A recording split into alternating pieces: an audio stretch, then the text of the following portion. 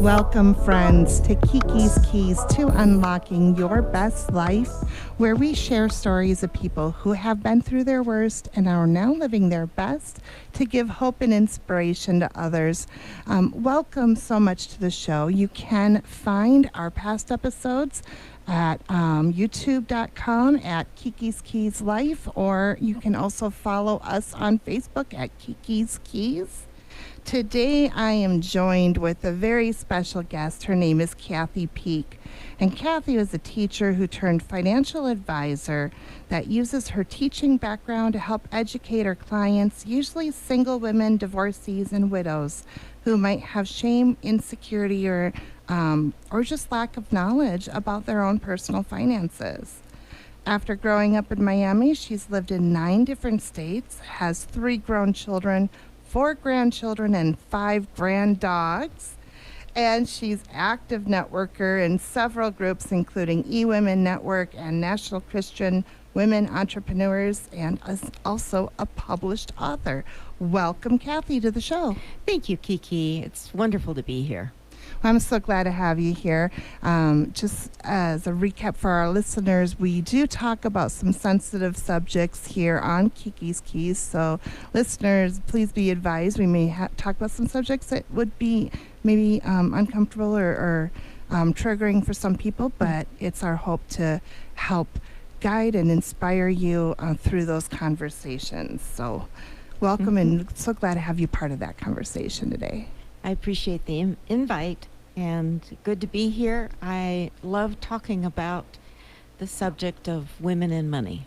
That is awesome. And that's something that isn't talked about enough, I think. Not to, this is always an inclusive show, and that there are, genders. We were going to talk about some gender norms probably today, but that doesn't mean it applies to everybody. Maybe you are male and you also have a similar experience, or non-binary, but we are going to talk a little bit in general terms about women and money today. Right. And that's a really important topic to you because that's what you do for a living, is financial advising. Yep. How did you end up getting involved as a financial advisor? Well, I love to teach. I had gotten a divorce, and I needed something to support myself and my 3 kids. I did get child support, so I was very pleased with that, but I still needed to find something in addition to that. And my kids were fairly young, and so I wanted something that was going to give me the kind of flexibility to be able to still be a mom. I didn't want a 9-to-5 where I had to ask for time off. So I just kept praying about it. And then I saw this little ad, and it said, good paying opportunity, be your own boss, blah, blah, blah. Well, when I went in for the interview, I didn't really know what it was all about. And at the time, I didn't know the difference between a stock and a bond. I honestly had no education. My father was an airline pilot, and he had a pension. So growing up, we just didn't talk about those kinds of things. Yeah, you even say in your book, the book we're referring to is Empowering Women with Words. This is Life-Changing Conversations. It's a collection of entries from several women in different perspectives. And your chapter talks mostly about relationship with money, your experience, as well as what you teach as a financial advisor. And in that book, you said when you did get divorced, you had no clue when it came to managing money. No, I really didn't. It wasn't, of course, I grew up in the 60s, 70s, graduated from college in 1980, and as the title of my book is called, What I Didn't Know Cost Me Plenty.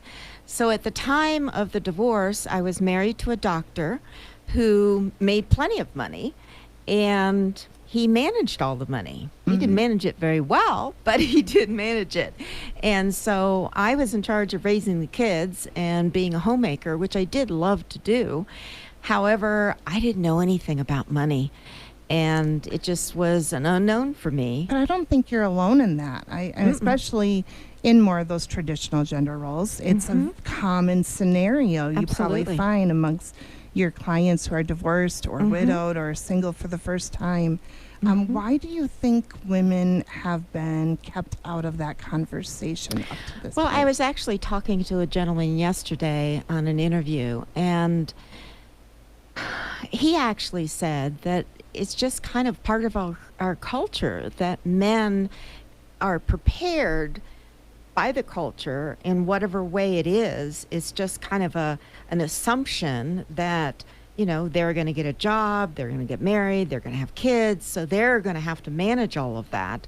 Whereas when I was growing up, you know, the joke was when I was in college in the 70s, you know, we looked for getting our MRS degree or Mrs. degree and getting married and letting a man take care of us and be homemakers. So there just wasn't any talk about that when I was growing up. I was a chemistry major, so it wasn't that I was stupid. No. I just wasn't introduced to any of that. And then when I got married, he handled all of the money. I mean, he was the one that made it, so I figured he was the one that could manage it and spend it.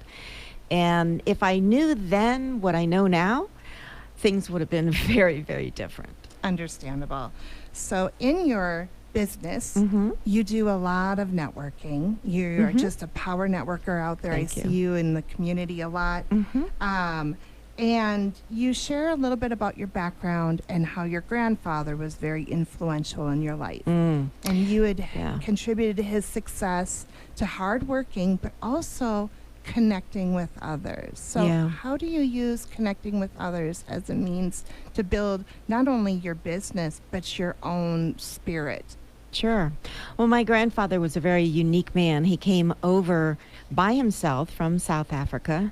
He was from Lithuania originally and then ended up in South Africa. Came over in his late teens all by himself and then worked his way across the country and then settled in the Chicago area. And when I was growing up, Granddaddy was the kind of person that his handshake was his bond. His word was his bond. And he was just a very affable kind of guy. He just loved people and he loved getting to know people. And so I watched that growing up. And my mom was also that kind of person. You know, she could walk in a room and just know everybody.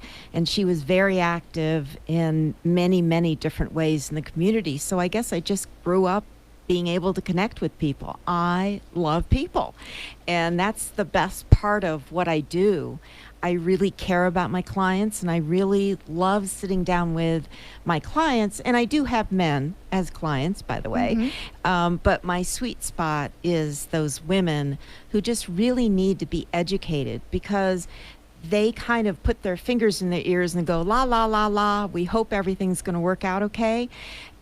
And they have a lot of shame or a lot of confusion or a lot of guilt. They get themselves stuck because they don't want to appear like they should know, and or they treat themselves like they should know, and they should on themselves, as I say. Right. And time goes on, and they don't know what to do. Do you think there's some fear there in admitting what they don't know or Oh, admitting that absolutely. they might be ignorant on something? Oh, absolutely. Most of the women that are my clients just were like me. I didn't know. I didn't even know that I didn't know. I didn't know what life insurance was even about. And with my ex-husband being a doctor, he made a lot of money. And I would have been so out of luck had he died on the way to the hospital, because we had a lot of debt. We had a couple houses, we had an airplane, and they're just, I wouldn't have known what to do. I would have been completely over my head. One quote from your expert in Empowering Women with Words. You say, we're women with all that entails, and we have the internal scars to show for it. What are some of those scars you were referencing? Well, I think that a lot of times, you know, there's a disparity that's been going on for a very long time. And I think the key to the disparity, and some might not disagree with me, but I really think that the key in the disparity is that we don't teach young girls that they can achieve. We don't teach young girls how to advocate for themselves. And so when they finish high school, go into the workforce, or go on to college and look for a good career, a good job will advocate for a higher pay, whereas typically a woman will just take what she can because she's just so excited about having the job. So there's that disparity right from the beginning. And then women typically might take off some time in order to have those children. And, then she's behind. So it's not entirely that women aren't paid like men. A lot of it is that we just don't advocate for ourselves. We just don't know how to have those kinds of skills because we're never taught. That's perfect. We're going to go into our break and give some love to our sponsors that are empowering us to be here. Yes. When we come back, we're going to talk a little bit more about how women can shift their money mindsets and some of those guidances and advice that you have for them. Sure. Right after these messages. And welcome back to Kiki's Keys to Unlocking Your Best Life, sharing stories of people who have been through their worst and are now living their best. And you can catch our episodes on Apple Podcasts or any of your other podcast medias out there. We're also on YouTube at Kiki's Keys Life and on Facebook at Kiki's Keys. Again, I'm here with Kathy Peak today. Kathy is a financial advisor and an author. She is a contributor of the book Empowering Women with Words, and she's sharing more about her chapter in that book. What I didn't know, say that again for me. What I didn't know cost me plenty. Cost me plenty. And we're talking about money, especially money and women, and about how the stereotypes and our culture has not always been a very conducive environment for women to talk about or learn about money and their finances. Kathy experienced that herself, going through a divorce and having to learn how to care for herself and her finances. And she's taken that lesson and she has become a financial advisor and helps others learn about their finances and how they can be in control of them. So thank you again for being with us, Kathy. Well, thank you. It's wonderful to be here. It's amazing, the money mindset. You know, I say that I didn't get the money memo. And it's a little bit of a joke, but it's true. So many women don't get the money memo.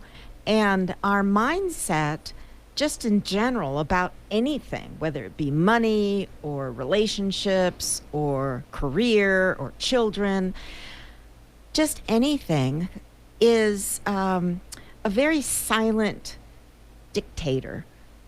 We see things, we experience things when we're very young. We might see our parents fighting about money. We might hear our uncle and aunt talking about, going on a trip, and our parents, talking about, well, they can do that, but we can't. And all of this seeps into our little money mindset, our subconscious. We're absorbing everything that we hear as a child, and we're making decisions. So there were so many decisions that I made.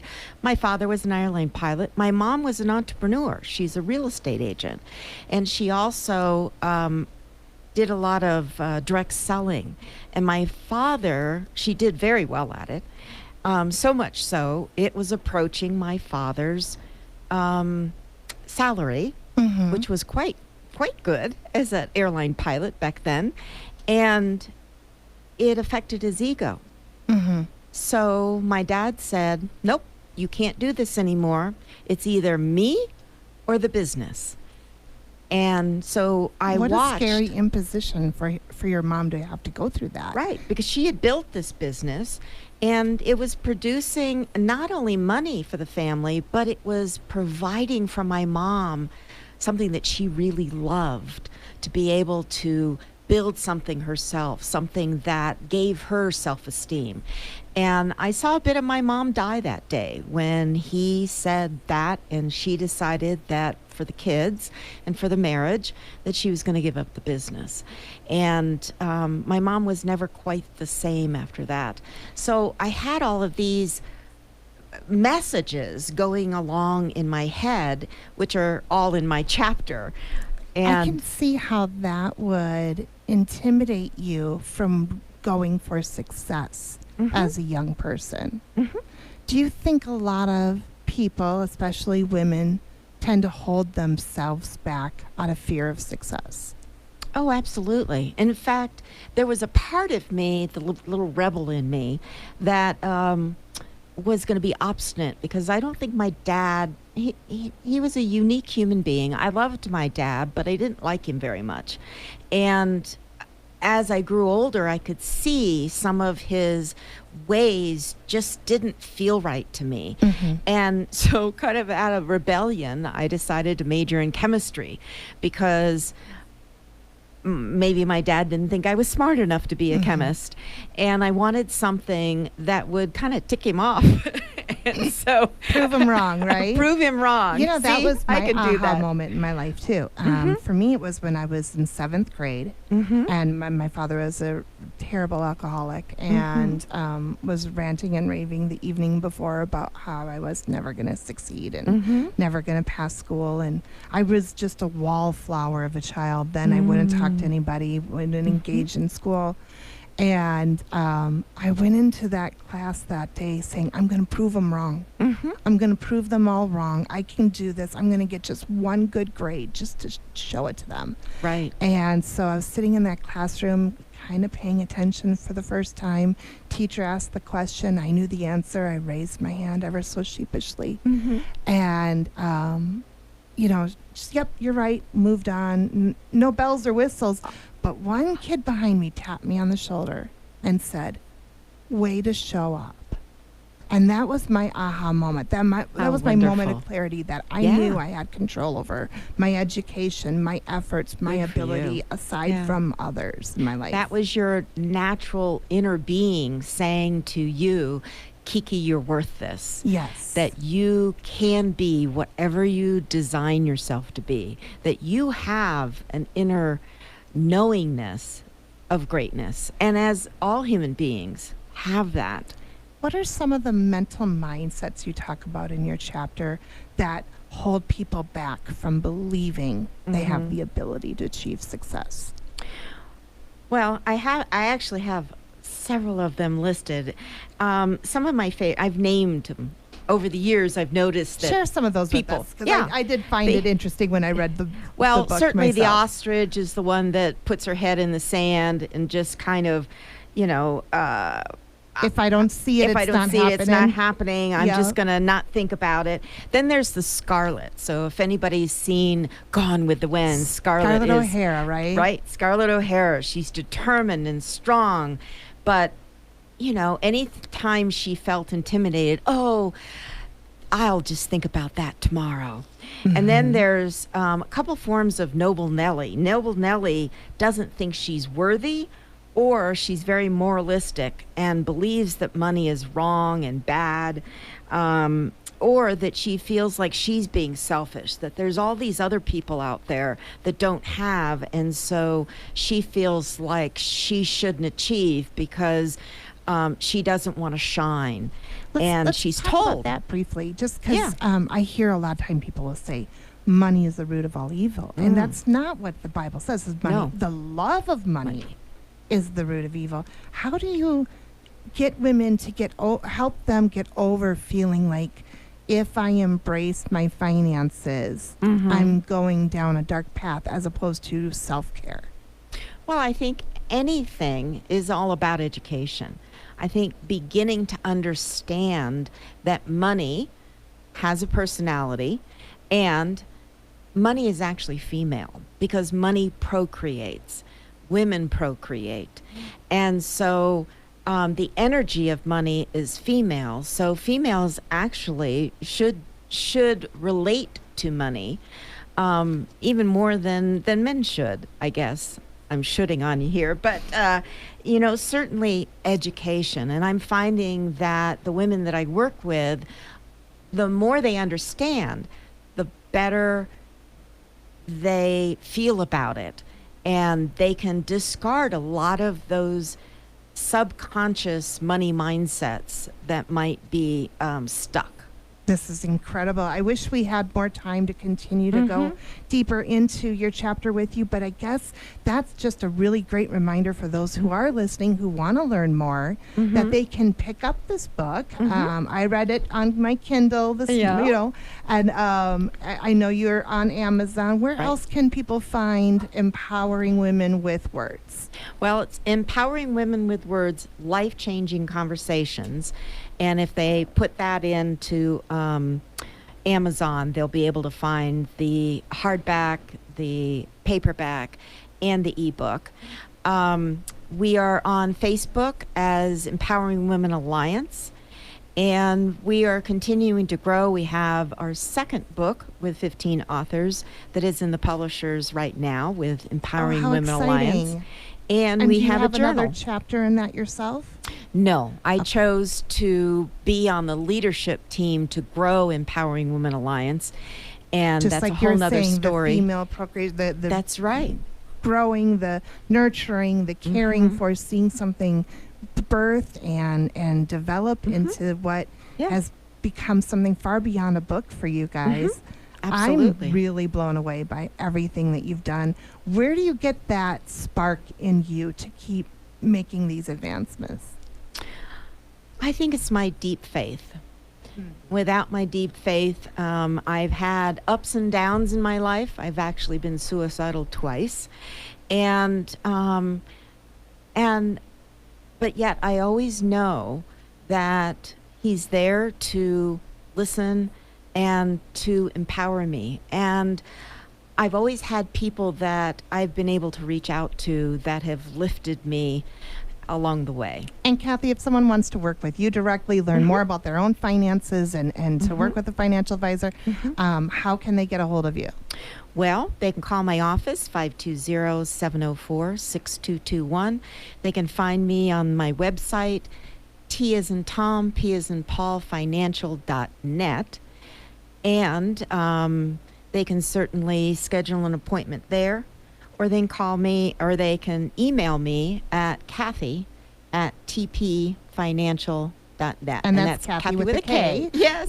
Just like Kiki. Well, thank you again for being here today. It's been wonderful. Really wonderful guest, wonderful book. Go ahead and look up Kathy with a K, P-E-A-K-E. This is Kiki's Keys to Unlocking Your Best Life. Go out and be the best version you can be, because no one else can do it better than you.